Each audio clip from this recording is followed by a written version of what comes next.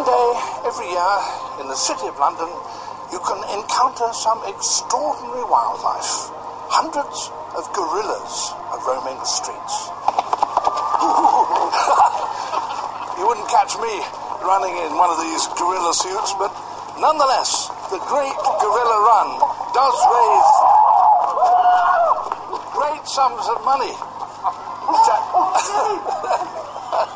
to help protect mountain gorillas in Central Africa. Wow!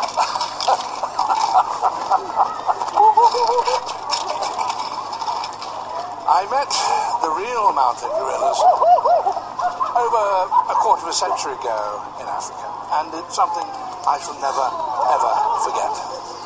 At the time, they were on the verge of extinction.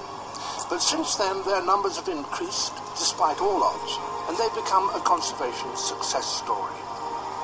How is it that mountain gorillas have been able to triumph over adversity? That's what this program is going to try and examine. Fewer than 90,000 gorillas are left in the world, and they live in the tropical forests of equatorial Africa, split into western and eastern species.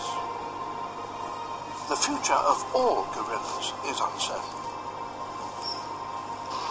They're threatened by loss of habitat and hunting, by disease and political instability. But surprisingly, mountain gorillas, a subspecies of eastern gorilla, have been increasing despite facing these same threats. That remarkable success is the subject of this story.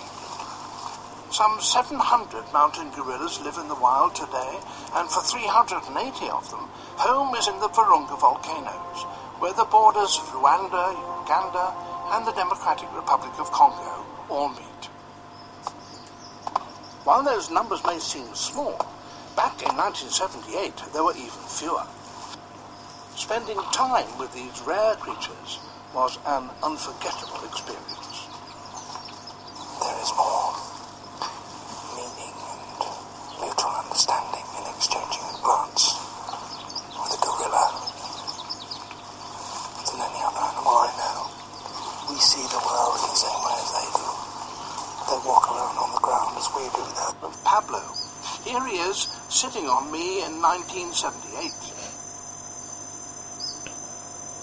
And here he is today, a 200-kilo dominant silverback, king of his group.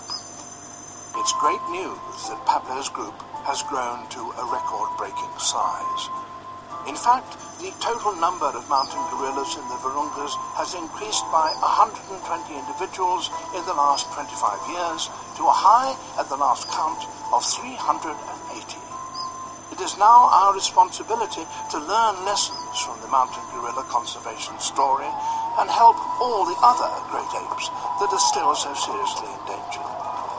There's a long way to go, but we too can play our part in helping to save the great apes.